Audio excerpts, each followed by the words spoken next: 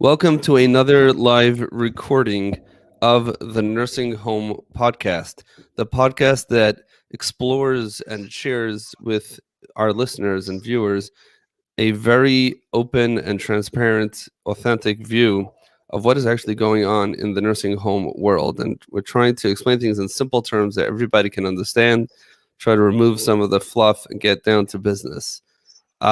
Today's episode actually started out from a LinkedIn post that I saw of a new design of nursing homes, and I shared it on LinkedIn, and the thing really blew up. And apparently, it's something that was an enigma, something that really doesn't exist in the space. And I'm really glad that the CEO of the Lantern Group, Gene McKesh, was kind enough to lend me some of his time and come on the show today to discuss it. So, Gene, welcome to the Nursing Home Podcast. Thank you, Shmil. Thanks for having me. Yes, it's really a pleasure. Seeing that article, and I think you shared it on LinkedIn, or someone shared it on LinkedIn, and just the pictures are really breathtaking. And it was really just an amazing thing to imagine that there's a way of living and designing nursing homes that can be really so beautiful, and something that can really change our perception of what nursing homes really look like. And I'm just going to share here for a moment um, of what it actually does look like. So over here you can see that we have the picture. It looks like you're outside. It looks like there's sunlight and shadows. The outside patios. I mean, it looks like the ceiling was made somehow to look like the natural sky. And again, I'm just looking through these pictures. I don't know the full intricacies of what went on here. If you don't mind, can you share with us, firstly, how you got into this industry to begin with, and then onto this design project? Oh, absolutely. I'm an occupational therapist by background, so that's how I got into the space. Worked in long-term care for a while, and was the compliance director for a very large nursing home chain. At one point, I had about 120 nursing homes over 12 states that I was responsible for. During that time, I thought I knew a bit about elderly care. When I started working directly with my clients and families, that's when I realized I had no clue. And yes, I got an undergraduate degree, a master's, a double master's. I also have an MBA. But when I started engaging with them, I realized that there's so much I need to learn from them. And I was in my 20s, and at that time, I began to kind of like formulate and realize that, the folks that I'm seeing, I'm caring, I'm treating, they remind me of my old age. Is this where I want to be? When I'm 70, well, when you're 20, you think in the 20s, you think 60 years old. So I thought maybe, when I turn 60, 65, is this where I want to be? Or should I create a space that would be that would enable me to just not live but thrive? So I started doing a lot of research, and I think that there's a difference between living, surviving, and thriving. And I just felt that we as humans, no matter how old we are, we should never stop thriving. It's so important for us to move forward, both mentally, socially, emotionally, and physically also. One of the things I realized as I was beginning to learn, from my clients, my 90-year-olds, my 95-year-olds, I just felt that what they were looking for is companionship. Someone they can talk to, someone people would sit down, they want someone to listen to them. And I think that's a pretty basic need. And I just felt that as a therapist, I'm like going from patient to patient to patient, getting things done. And the 30 minutes or 45 minutes or an hour I have with them was extremely valuable. How can I incorporate that during my therapy sessions with them to make sure that they're loved, but they're very valued? It's very important. I think there's a difference between one of the things I realized in life was what is very important to us. We always, tend to say that I like to be loved. But based on my research, I found that there's more than love. It's actually, being valued.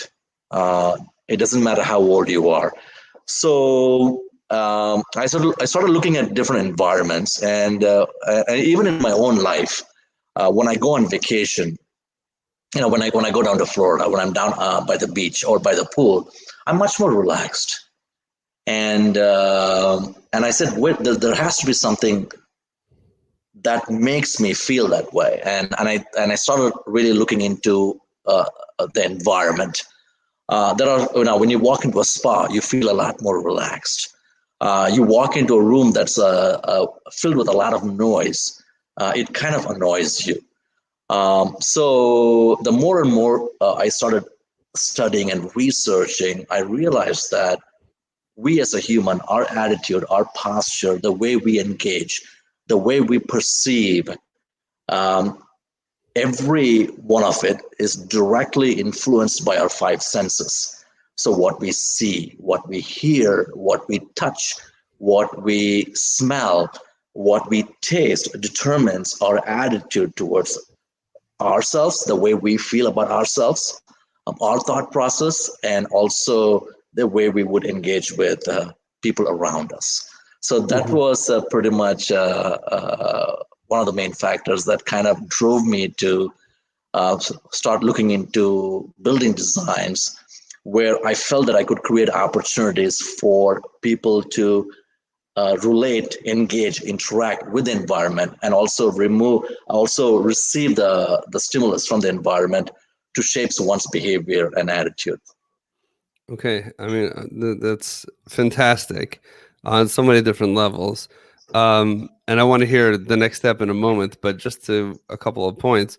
I used to tell my activities staff, which sometimes are viewed at as, on the bottom of, of maybe least important in the building, and you try to find, a nurse has a college age sibling friend or something, come in, do activities, see what nursing homes are all about.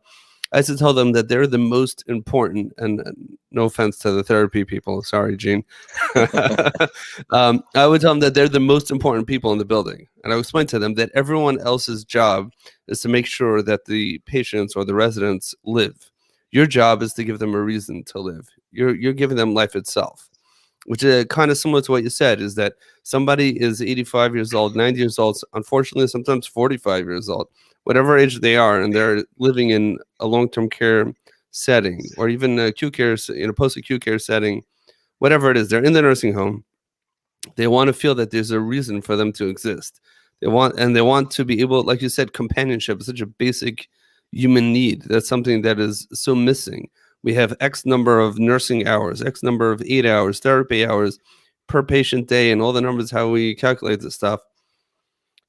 Therapy does provide a unique opportunity for one-on-one time, right? Or sometimes, right, when you have a one-on-one session, which sometimes cannot be had almost with any other staff member. That's not what they're there for, right? They're there for, the care that they provide. But that is a need that enables the residents to thrive, without, which unfortunately is not always being met. I mean, and your other point also is, we know that when we're in different physical environments, we react completely differently. Your other centered thinking is not, that's great for me. Let me go on vacation, forget about the residents of the nursing home, then come back and say, okay, listen, I'm young and healthy. This is what I could do. Maybe this is what you guys did, but now you guys got to pay the price of being old. You're like, no, just the opposite. I don't need to go to Florida to make that happen. Let me bring Florida to these residents. And it doesn't mean that they necessarily enjoyed Florida, but let me make changes to their five senses where they are, so that their quality of living will skyrocket today without having to take them, because that's not practical and it's not the right thing to do. And they shouldn't be going around and traveling and these things. Once in a while, a family member may arrange something, but for the most part, they're there because they need to be there. But why can't it smell like a pleasant place? Why can't it look differently? Why can't we ensure that their dining experience is something that we would want ourselves? And I mean, that way of thinking propels people like yourself who I again, before this episode, I really knew very little about you, but I love meeting people who started from the bottom, kind of the bottom, and work their way up because they're not being handed a silver platter. You're making decisions based on the knowledge and information that you have. But getting back to the design process, so how did you implement that? What exactly did you do? Well, the key thing is, I'm not independently wealthy, so I have to put a package together for my Hmm. investors. And I always say this: you always want to tell a story like the way they want to hear it, not like the way they want you. They don't. It's not like the way you want to say it. Always tell a story the way they want to hear it. So when I speak to my investors, deep in me, I'm concerned about my focus is care. My focus is efficiency, staff efficiency. My focus is labor cost. My focus is construction cost. When you look at a product, the biggest cost is your mortgage. The buildings that I have that I own, the mortgage is anywhere between 70,000 a month to $110,000 a month. So that's my biggest cost. The second biggest cost is my labor, right? So then you have other miscellaneous stuff. And the key thing is when you engage with investors, you really want to present, you go on a package in such a way that, because again, investors are not, we need them. They're looking for a rate of return. And so you want to speak economics. And at the same time, you want to connect economics to care, to services, and everything that you provide. Very importantly, I think is labor culture. Extremely important. Um, you know, at the Lantern Group, there are two things that are very important for us. We are labor centric, staff centric, and client centric. What I felt is that if I treat my staff very well, then I don't have to worry about teaching them how to treat my clients. They will do exactly how they treat them, how I treat them, how I talk to them, how I engage with them, creating that value. So before Let I me just started jump in this, there. One quick thing there. I want to hear what you said, but I once said by a staff meeting that our residents are the second most important people, or group of people in the facility, and everyone got all upset. What do you mean? We're in long-term care. It's the residents, the residents. I said, no, let's be real. They're number two. Number one is the staff and the employees, and we can't just pay lip service to that. We have to actually mean it and take action to show that. That if we treat our employees the way that they should be treated, then our residents will get the results that they get. Or put another way, if you go in the days when we used to fly on planes, it annoys me to no end the fake stewardess smile, right? Again, that's their job, but at the end of the day, you can tell when it's forced, and I'd rather just be real with me. Like, here I am doing my job. I've been doing this for 36 hours straight. At the end of my shift, take your stupid pretzels. yeah, yeah, but but the point is, you can train people to smile, and they will smile when they remember the training, or you can make them happy, and they'll smile naturally, genuinely, authentically all the time, and provide exemplary service. You clearly yep, sign up for the absolutely, second method. That's clearly yep, how you guys run. absolutely. Absolutely. Well, the thing is, there's this general belief that you build and they'll come, right? I think, one of the things I'm trying to do is kind of like move away from that mindset, the mentality, you build and people will come. And I don't want nursing homes. What I have is assisted living and memory care. And I don't want to house people. I don't want to put them in locked units. See, Hmm. when you come into our communities, I got some pushback in the beginning because the staff, they had very valid concerns, and I said that the clients that live on the memory care side, I want their units unlocked. The clients that live on the AL side, I want their units secure. So essentially, they have a swab that they can use to get in and out. But I wanted my clients, my elderly, on the memory care side, on the cognitive care side, to have free access to the building. So there was this fear about elopement, losing them, and Hmm. things like that, managing and directing and guiding them. But I felt that the most important thing is to I have to keep my clients active, my elderly active. Yes, there is a cognitive decline. Just because there's a cognitive decline, it doesn't mean that they have to be secure and kind of like cornered to a certain space. So when I started designing the building, I was looking at everything very, very closely. How far my caregivers have to walk, how many steps they have to take before they can be in a client's unit. So when I start designing, I got to create that efficiency, because I don't want a caregiver running from one corner of the building all the way to another corner of the building. Because so even from a design standpoint, you start taking care of your caregivers. You want them to walk less. And I learned the hard way. Hmm. I really messed up a design and where my caregivers have to walk quite a bit. So now when you look at the design, the key thing is I did a lot of research, and what I found was we as humans, we breathe life into each other. We are social animals.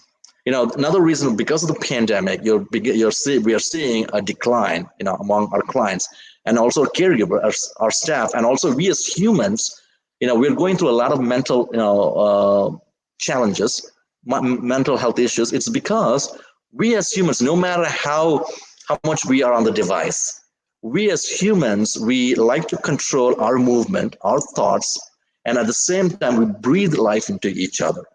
And it's so important to think of all those elements when you start designing the building.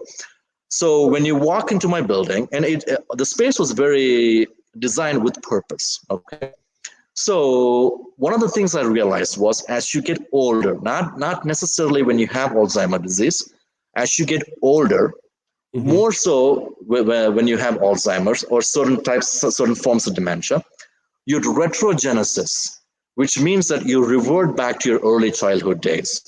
Dr. Barry Reinsberg, has his theory. His theory is called theory of retrogenesis. You revert back. So when folks start reverting back, we all revert back. As I'm getting older, I'm saying, that when I meet my friends, from my childhood days, it's amazing when I just see them. They become a source of memory that I never ever thought or remembered. But when I see them, memories that were created when I was with them, it starts coming back to them. I'm able to, there's something called a Stressback theory, memory traceback theory. You're able to trace back and able to pull older memories back in. So I feel a lot more excited, happy, engaged. See, when you ask my children about me, they'll give you a certain description of who I am. But if you ask my childhood friends who I am, they'll give you a very, very different description. The Oh. reason being is, as we continue to grow and evolve with responsibilities, with marriage, with getting married, having children, we change. Our personalities change. However, as we start getting older, we kind of slowly reverting back to the early childhood days. So I felt that why create an environment that they will not be able to relate to? Why don't I take them to 1920s? Why don't I take them to 1930s? And where I build homes, I mean, it doesn't really cost much, to be very honest. The way you do a typical stick build or a structural build, and the way I did, when you look at my buildings, you go like, my gosh, you would have spent a lot of money. Not really. I'm very cost conscious because I got to keep my mortgage down so that I can continue to be affordable. But the key thing is new mentality, new mindset, new approach. Um, Try to find a way to move away from the way we did things and the way we're comfortable with. So I just felt that, what if I bring natural elements inside, which is the sunlight? If I'm not able to bring the natural light inside, can I create a virtual sky ceiling? Can I tie the virtual sky ceiling to the weather clock and figure a way to increase the brightness, dim it as we go through the day? So essentially, by doing that inside, I'm able to reset one's physiological or biological clock. When you go into a casino, you don't know what time it is, but it's so dark. You got to look at the clock. But now, if I when I create when I bring the outside inside, my clients are using the environment to figure out what time it could be. They're not walking, down the hallway 7 in the evening asking for breakfast. Especially, you see that with folks with dementia, certain forms of dementia.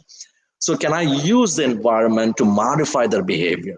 Hmm. We brought in water features, two molecules of hydrogen, one molecule of oxygen. When the water hits the ground, it splits, it creates more negative ions and less positive ions. So we know, you and I know that negative ions are good for us. It helps us relax, so bringing those water features in, you know, using color combinations that are very natural. See, the colors that you and I go, no matter what part of the world we come from, we grow up with natural colors. The sand, the water, the sky, the grass, different variants, the stone color, the pebble, the marble. So trying to stay very close to those natural colors will also help with, with us, help with offering a sense of serenity or tranquility. Um, so little things we paid attention to. There's something called as perception in action. Perception in action. So I always ask my staff, hey, when you see a gentleman who's very well dressed, beautifully, groomed, at a gas station pumping gas, and if I ask you to guess who he is or what he does for a living, what would you say? And they said, well, he's a marketing executive, or he's a lawyer. But that judgment, they're making the judgment based on a perception, right? Past experiences. But in reality, the gentleman could be a car mechanic who actually is on his way to church or to a funeral home. So when we start creating environments that will, create opportunities to bring past experiences and perceptions, I know in essence humanizing the environment. Hmm. That's the right word. Uh, then you're able to. I think we'll be able to modify the client's behaviors, the way they engage, the way they. I always say functional behaviors. I call them functional Hmm. behaviors and dysfunctional behaviors. So I felt that using environment, I'll be able to help our elderly live a life to their preference, to their desire. Amazing, amazing, amazing. I have some technical questions, but even before that, so you're talking to investors. I know I jumped in before. You need to paint to them a story that's going to make sense for them, and they're going to see the return on investment. So to them, probably if they were see the pictures of what you want to build before it's built, which you probably showed them, they'll be like, "Oh my gosh, how much is this going to cost?" It's cool that maybe you'll get better patient care, and let's be honest, the investors, like you said, that they care. Their job is to get a good ROI. How did you talk to them about cost? Two things. How did you talk to them about cost containment, and additionally, did you promise to them any increase in revenue, or did you tie it somehow the results that you might see to increase revenue so that you can speak the language? And again, I understand that your goal is not just the finances. Your goal is actually to provide that level of living which they deserve. But when you're talking strictly to money people, it's so convenient to have this hypothetical question because now we don't have to be the bad, ugly money people. We'll make the investors the bad, ugly people. But were you able to tie revenue to this as well?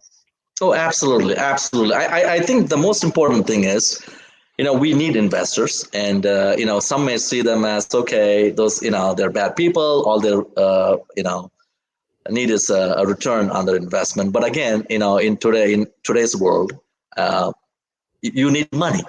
You need money to get things done. Hmm. Yes, you have a good objective. You have a vision, you have a mission. So you want to make an impact. You want to impact the larger good, influence the greater good. To do all that, we need money, and I think that's important. I think so. Money is really not a bad thing. When you become greedy, I think that's when it turns into something else. So when you when I spoke to my investor, I'll tell you what I did. So essentially, this may sound very, very, crude by me saying this, but see, our cash flow as a business entity, right?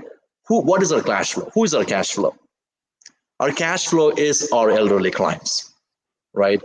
So our sales and marketing people, they are pretty much, they run the revenue, they drive the revenue. Hmm. The rest, all they're all cost centers. I'm a cost center. I could be the CEO of the corporation, but I'm a cost center. I'm consuming. But it's my sales and marketing staff. In a nursing home, you've got sales and marketing, and you also have your MDS nurse that maximizes reimbursement. So the key thing is when I've always looked at, okay, I've always felt that if you address people's pain, you don't have to worry about the bottom line. You have to find a way to address people's pain effectively, like the way they prefer, the way they desire, and the way they would accept it, and they would embrace it. So the key thing is, what is what when it comes to my business, what is their pain? Aging, fear of aging. What happens when I move into a building like this? Where am I going? What's going to happen to me? I gave up my independence. I was living in a 2,400 square foot home. Now I'm confined to maybe a 200 feet or maybe a 400 square foot space. So the key thing is our cash flow is our clients. I have to create an environment. I have to create programs and services to help them live longer and live healthier, right? So when I go to my investor, I'm saying, okay, this is what the Lantern program will help them live longer, will live healthier. By me creating these spaces, by having a program called Jive, by having a program called Swayus, by having other support services, it's going to prolong their life. So to them, life is cash flow. So there's that consistency, for them. So anything that I do, to me, money is important to run my show, but as a caregiver, my focus is the care, the services, the program. But at the same time, I also have to speak to my investors who's going to be funding me. And so I got to speak their language. So to them, I always tie the cash flow to me able to help my clients live longer and healthy. Amazing. So I want to point out something. I think you're being too humble here. It's uncommon to have a CEO that genuinely can dance at both weddings, if you will, that genuinely can speak to both end users in a way, in a meaningful way, meaning that you genuinely get the care aspect, you genuinely understand and really want the best for the residents. That almost if money was irrelevant, you would still be doing all these things. If you got paid like the therapist that you were, you would still be very happy walking up and down the halls and seeing smiling residents, not asking for breakfast at 6 p.m. because they see the lights are dimming. They're not confused about where they are because they're in some sort of outdoor area. They're not restricted. They don't feel like prisoners. They have engaging activities. And you listed a whole slew of programs that we could probably have a separate conversation about each one of them. We don't have the time today, but I can already tell from this conversation, I'm sure each one is as detail oriented, thought provoking, and not a marketing splash to fool the case managers that we're actually different from the nursing home down the street so that we can make more money.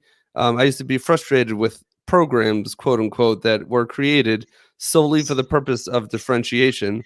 And the residents are maybe not always thought about when we have this program, that program. What does this program exactly mean?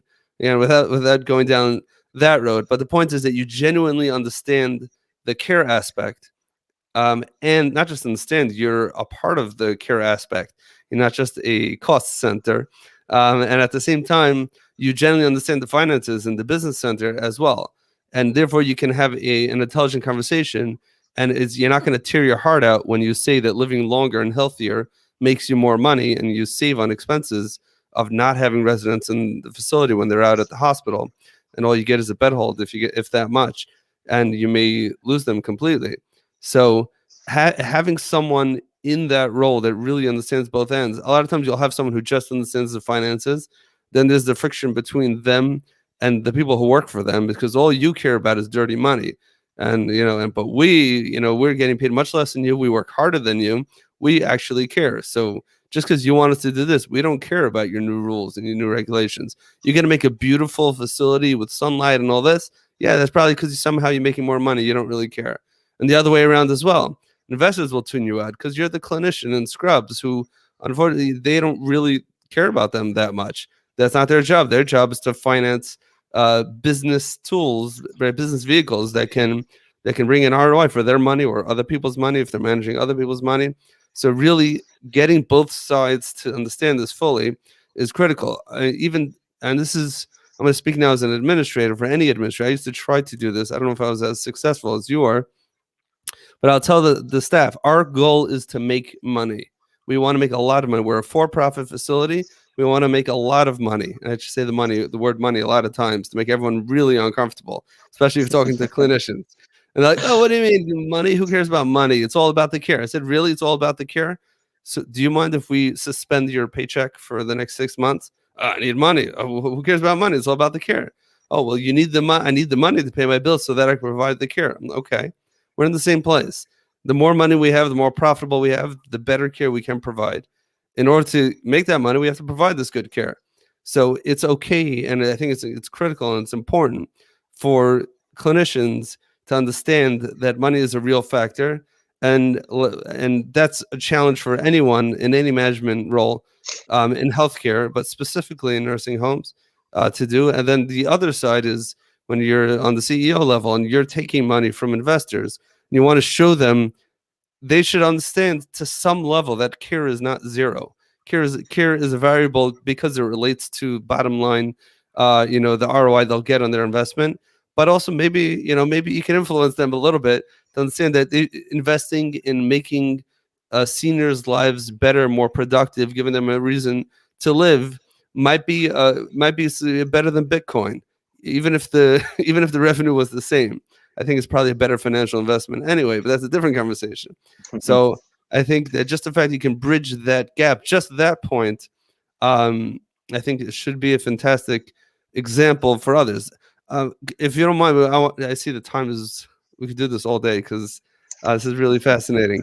But I want to know how this worked out. How many facilities actually have this type of design from the article that I showed before? How is it working out for residents? How is it working for staff? Were there unforeseen challenges, unforeseen rewards that you didn't expect? How did it all pan out? Well, I think when we rolled out this design for the first time in 2011, we were way far ahead, and so we got some pushback, and which is fine. I enjoy that. To me, that motivates me to move, keep doing what I do. But I think a year, after, I personally felt that I was not going anywhere with the Mhm. design, and we started seeing we started having some challenges. And again, this was a new design and things like that. So we had a lot of people come in, tour the building because it looked different. It's beautiful, and it looks like Vegas, but they didn't really, we were not doing a good job. I shouldn't say, I always take responsibility. I was not doing a good job explaining to my staff what we built and how we built it and the purpose. The key thing is, one of the reasons why people live up to 100 years of age without diseases is they all have a sense of purpose. So it's important for me to create a sense of purpose in among my staff, and also understand that I create a sense of purpose even for my clients. So we had some challenges in the beginning. So 6-7 months later, I said, you know what, let's not worry about the program. Let's not worry about the service. Let's just market the building. It's pretty beautiful. Let's keep filling it, and I felt like I was not getting anywhere. And that's when my caregivers, they called me and said, we'd like to meet with you. And I said, sure. And they said that we heard that you're thinking about changing the direction. I said, yeah, I was thinking about, because I just felt that maybe I've created a burden on you guys. And they said that, Gene, absolutely not. We have seen our clients, especially the clients with Alzheimer's disease, they do very well. We're able to get people to bathe again. We're able to get people to wash their face again. And please do not walk away from this program. So I think that was very encouraging. And that really kind of see, the thing is, as a CEO, sometimes you're in a very lonely place. And you need that motivation from your staff to tell you that, hey, attaboy, you're doing a good job. We're with you. Let's keep moving forward. Like anyone, we're also humans when we need that level of support and help. And I think that's when I heard that, that's it. I said, there's no way. So that really kind of like propelled me forward. And they felt that. So we have a section in our building where this particular, when we started in 2011, at the time, it was new, so it was a little bit more expensive. And I shouldn't say expensive; it's a little bit more than residing in another part of the building. And so when families moved their loved ones, and when they felt that they were not able to afford, you know they love the program, they love the design, they love everything, they made a conscious decision to move their loved one to another space, another section in the building. We saw that the clients started rapidly declined. Wow. When I Wow. said rapidly, I meant like, you could, they were in this particular space. We felt that, especially when it came to Alzheimer's disease, we were able to slow the progression of the disease. Wow. When we moved them away from this space, we call it, the name of the program or the design is called SWAYUS, SVAYUS. When we felt that they were declining in spite of activities, in spite of exercises, in spite of other things. So I just felt that, maybe this is something that I need to continue to build upon. So I started getting a lot of feedback from my families, my staff, letting me know what are the challenges that they had with that design in 2011. And we made some Hmm. changes as we continue to move forward. So we have 3 buildings in Cleveland, Ohio, east of Cleveland. Um, and I'm getting ready to build a newer building now, but it's a different program. I developed a program called the Centenarian. The word centenarian means 100, right? 100. So I Hmm. was really inspired by. I was at a NIC conference, a few years ago. I believe it was 2016 or 2017. I heard Dan, the gentleman who created this concept of Blue Zone, again, not the concept, but who are really research on Blue Zone. When I heard him speak, and I said, wait a second, can I create a virtual Blue Zone? And so blue zones, there are about 7 blue zones in the entire world. In our country, there's a blue zone in California, Loma Linda, California, where people live up to 100 years of age without any diseases. And so he studied, why people live up to 100 years of age. And I just felt that can I create a program around that blue zone. So now the next design that I'm designing, in fact, I'm meeting with my architect tomorrow. This is the 4th drawing that we're doing. Can I create a space where I can enable people to live up to 100? I also realized that, how children, younger generation, bring smile to the elderly. As I'm getting older, I kind of, I like hanging out with my folks, my age, but I enjoy hanging out with my younger staff too, because they are full of ideas. And the key thing is, for me, I need to be radically open-minded, not dismiss them because they're 20 years younger than me. They are different. They're a different generation. I'm a Gen X.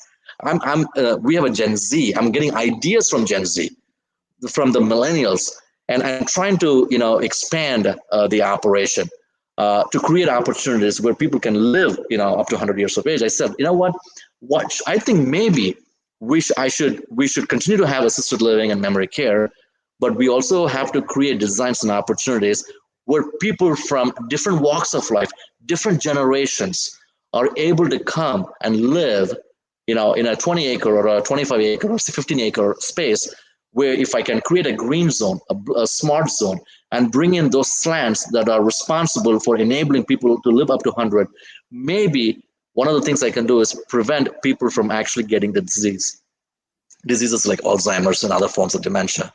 So that is our new model. We hope to launch it. We broke ground. We hope to launch it in a year or so. I'm kind of excited about it. Yeah, I could tell. No, kind of excited about you. Super excited, but this is what makes you smile. This is what bring I could hear it and see it. How important this is to you. These don't sound like, I know you. Let's see, retrofitting it is. Are any of these programs? Okay, I have too many questions at the same time. Cut. Question is like this: if I own a nursing home today, or someone else owns a facility, or anyone, even someone's has decision making abilities to make structural changes to their existing space, are there ways to dramatically change an existing typical dreary long hallway space, long grandfathered in hallway, into something like this? Have you done that? Or all the things, all your projects so far, the three places that you did, was that all new construction? The last two are new construction. The first one was a renovation. Um, Hmm. and answering your question, yes, it can be done. Um, Typically, you walk into our buildings. The building, like this one particular building, close to my corporate office, has a 20-foot ceiling. Then a building in Saybrook has a 12-foot ceiling. The building in Madison, I believe, has a 10-foot ceiling. And a very narrow corridor. Hmm. Responding to your question, yes, it can be done. It doesn't matter how old the building is. The key thing is you want to make sure that any add-ons you do, that you follow the fire code, the width and the inches and things like that. But it can be done. I've talked to many providers about getting it done. They were very excited, and they want to do it. I think COVID kind of like slowed things down, but it can Hmm. be done. Yes. Can you bring in natural light inside? Yes, absolutely. There are ways you can bring natural light. If you're not able to bring natural light, you can take the ceiling tiles down and put the virtual sky ceiling, and you can put LED lights behind it. So yes, So there's so much you can do. Yeah. just as you're speaking, I'm remembering when I was administrator of a building here in Massachusetts. I think it was my very first building. We actually walked with, let's see if I remember, Dr. Paul Rea. So Dr. Paul Rea wrote the regulations for what the definition of a dementia certified unit is. Again, maybe just for Massachusetts, for sure for Massachusetts. And we actually walked with him, and he showed us. This was not from a marketing standpoint. This was for regulatory compliance. That you cannot say that you have a dementia unit. You cannot put that on your marketing material. Again, it might not be just Massachusetts, but for sure here you cannot, unless you fit certain criteria, and most of it is within construction. So he actually showed us, what not to have on the floor, what you can have on the floor. You can't have a shiny floor. Can have black spaces, because to them that appears to be like a hole. What the end of the hallway should look like. How much outdoor space you have. What does the outdoor space look like? And a lot of it had to do with lighting in the ceiling, how bright it has to be when it changes during different times of the day. I don't remember all the regulations, but I think that the critical takeaway that I'm taking from here, and I really hope if there are other operators listening, or if anyone listening who can influence operators, we come from the wrong standpoint. We is just, I guess, my personal experience and others that I've seen in the industry. A lot of times we start from, because census is such a pressure, specifically nursing homes.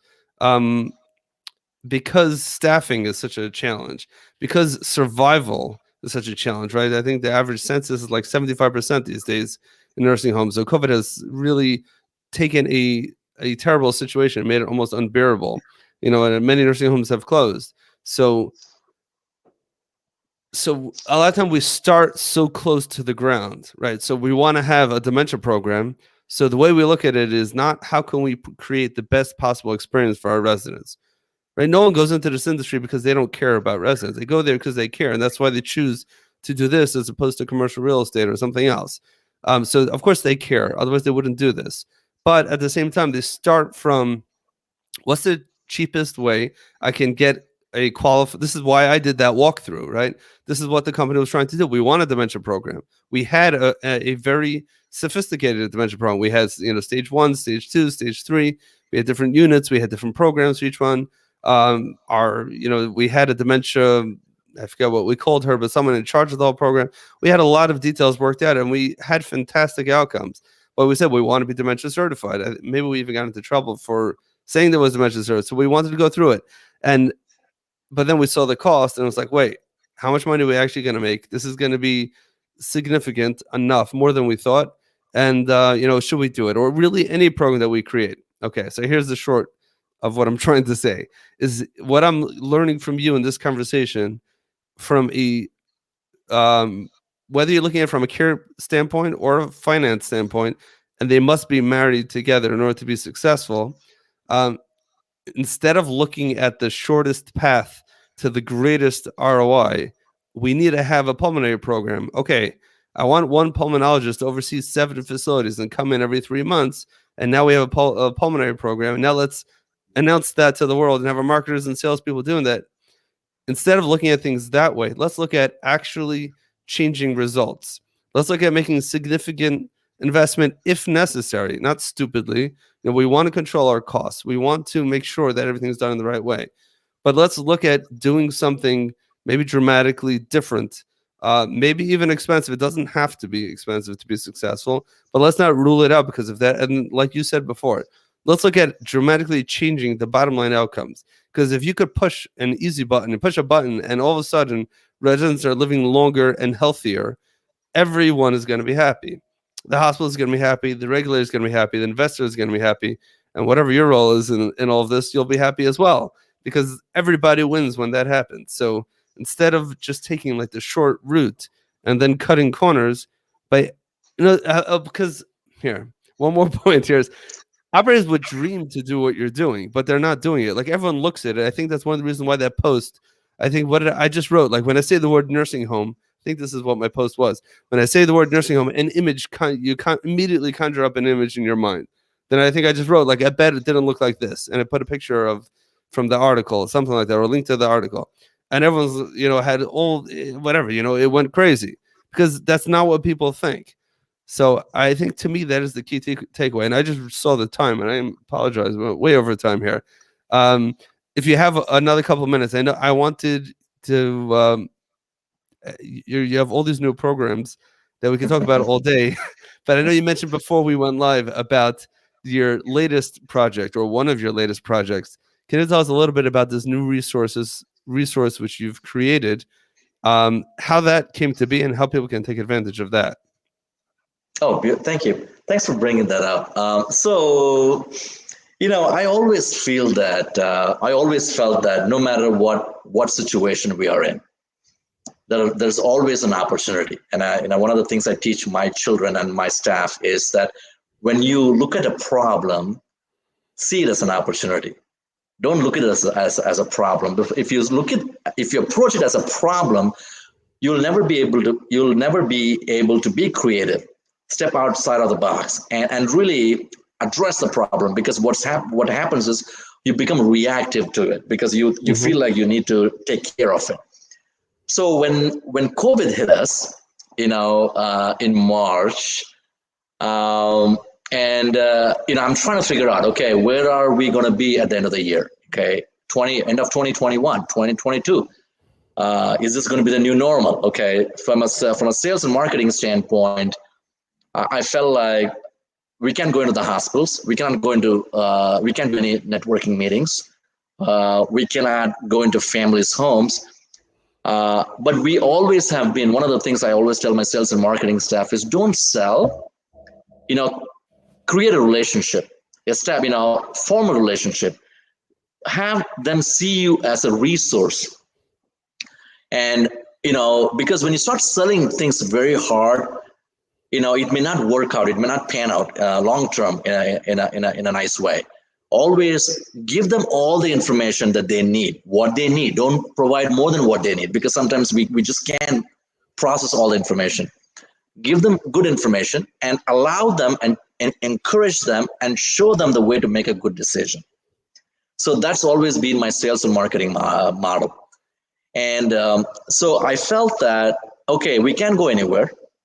At this point, the only way we can market and sell, either we go, on TV or we go online. Then I started listening to what was going on in the technology world. Things that were supposed to happen 20 years down the road. Now we have to embrace it. It happened 20 years earlier. And I just felt that, we have to be the ray of hope. We got to continue to hang onto the loudspeaker and keep informing them. And now, since my sales and marketing staff, they have some time, I said, why don't we start our own platform where You go on Facebook. You don't have to be fancy. Just I got them a nice 10 Pro IP, iPad, and got some lights and kind of microphones and stuff like that. I said, you're not able to engage with your tours, or people not coming in, but go on the superhighway and start broadcasting, start talking about the pain, how to manage it, how to help people, start being that resource. So we started producing videos one a week. So we started accumulating, and we made videos. It's not professionally made at this point, but in a way it is. At this, my staff really worked hard on it. We started bringing people that can be a great resource to consumers. I'm talking about a 20-year-old, a 30-year-old, a 40-year-old, or a 90-year-old. Talking to grandparents, talking to parents, talking to adult children, talking to grandkids. Provide them with knowledge and information. So we kind of started with that, and so we called it lanternracetv.com. Lantern Race, Race of Hope, lanternracetv.com. So, last year in 2019, not 2020, 2019, a young woman I want to say in her late 40s, reached out to me and said that, reached out to my EA and said that, hey, we heard about Gene's work, would love to chat with him. Can he come down and, can he come down to Colorado Springs, or even get on the phone and talk to me? I was like, okay, it's going to be another thing, because I get a lot of invitations from TV channels and reporters and journalists and stuff like that. Okay, people are just curious, want to know who I am, what I do for a living. I told Heather, my assistant at that time, hey, I'll jump on a phone call. And I got on a call, and I listened to her, and she was very encouraging. And she told me that she had Alzheimer's, and she's a dean of a college, and that went down in California. Now lives in Denver, Colorado Springs, and she was very encouraging. I thanked her. So we were thinking about expanding in Denver. In a partnership, we were helping. Like the way you would ask me, can we convert an old building? So we were going in to offer some design concepts and things like that. So it was me and Heather. So Heather said, hey, we're going to Denver. Colorado Springs is only about 90-minute drive. Let's go say hello to Joanna. I was not very happy, because to me, I'll be very honest, and it was a very tight schedule. I was super busy. I had meetings back to back, and I said, no, I don't think I can square. She goes like, Gene, it'll make it. It's worth your time. Trust me. Knowing you, what you do, how you look at things, she'll make your day. So, after a lot of kicking and screaming and whining, she dragged me, to the Colorado Springs. And when I just sat there and listened to her, I went with no expectation. My thing was, I was going to say hello, hi to her, and then, talk to her and leave. When I spoke to her, I had an individual sitting right in front of me that has Alzheimer's disease, that still is able to articulate the challenges, the wins that she has in life on a daily basis. The sorrow, the sadness. I said, my God, I need to tell Joanna's story to the entire world. It is so important, because I felt that, until then, people thought I was an expert on building design. I was an expert on Alzheimer's. After listening to Joanna, I was nothing. I knew squat. I was like, my God, And so we made a trip back 2 months later, and we were not professional, so we videotaped, we interviewed her, and she takes her through her story. And it's a love story. It's a very romantic story. Being a dean at a college, and all of a sudden you're working in Bed Bath and Beyond or Walmart, trying to stock shelves, and you just can't even stock shelf because you're getting fired. And how she met her now husband, it was amazing. I just felt like, for designers, for realtor, for construction guys, for investors, for administrators, for caregivers, it's important to listen to Joanna's story, because we can do so much and such simple things. And we know why. We have a client that is constantly moving things around. You have a TV on the wall, and the client is very upset because she sees that black TV as a black hole. and they're taking down photographs. Families come in, and when they see the loved ones, moving stuff around, they're so upset, and they're upset with us. How can you let my dad do this? You are supposed to be supervising and managing him. And when I listened to Joanna's stories, it made perfect sense why they do what they do. So I developed a document. I shot 18 episodes. So it's kind of funny story. So I went to Amazon and I presented it, and they liked it. They said, well, we'll publish it. And then what happened was, as we started going through COVID, they started delaying the publication, the publishing. At that time, I said, you know what, it's almost 5-6 months. I can't depend on others. One of the things with me is that this is my bad habit. My bad habit is, if I always felt like I have to have, when I want to get things done, especially with something you're doing, something crazy and something different, I have to have complete control over it. If I have others control and dictate and guide how I need to do it, it never comes to the way, number one, never comes to fruition, never comes the way I want it. So when Amazon started delaying it, I said, I need to get this out. I need to get this out. I don't know how to do it. So I reached out to my CIO, who's my younger brother, who's almost 10 years younger than me. He's a millennial. And I said, we got to create a platform. And he said, well, let's create a platform. So that's how Okra came into play. It's like a vegetable, but with an H, OKRAH.com. And we said, okay, so Okra came into existence because we didn't want that platform to be just lantern focused. We felt that there's nothing out there for consumers. There's podcasts, video casts, shows that you do, or for professionals, but there's I didn't see any good information, not forget about good or bad information, any information for consumers. And I said, can I create a platform and we continue to bring guests in and really educate not just the county, the state, the entire country, the entire world about elderly care, about dementia, Alzheimer's, bring in professionals, bring in attorneys, really, really, this becomes a platform of information. And we have to we don't want to be charging anyone anything. It becomes, like a YouTube, like a content base for consumers. Can I create a platform that's a combination of YouTube and Amazon? So we came up with 100 videos now. We are working on, I'm reaching out to different filmmakers. So we're going to have films that we'll host. That will be, you have to pay $1 or $2 to watch the movie. So really taking it to the next level, where kind of use the technology. Everything was so forced upon us over the last 9-10 months. How do we take advantage of what we have? And that's how Okra came into play. Wow, that's fantastic. You're not the only nursing home that had the same struggle, but you actually took your struggle and actually created something fantastic from it. I only had a chance to look at it, when you showed it to me a few minutes ago. It definitely looks like a fantastic platform. I would encourage our viewers, or if you're listening to this later on the podcast, to head on to okra.com. That's OKRAH.com. And it's okay, I think. I think it's okay. Oh, okay, I'm sorry. See that?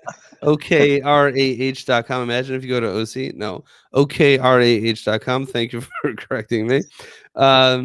And really to check out and watch some of the videos there. And more importantly, to get this full perspective, to have that aha moment that you just explained to us, Gene, before, when you went down to Joanna's house and you had her tell you the story, when you forgot about the 90-minute drive. And it was just like, how could you not feel the pain of a successful professional dean of a college that could barely keep an entry-level position because of this illness? And if we can do things to help her out, to slow down the process, or at least help her manage the symptoms, really changes things around. So, Gene, we went way over time, and we could probably do this for another 4 hours. I don't think I've ever done such a long episode.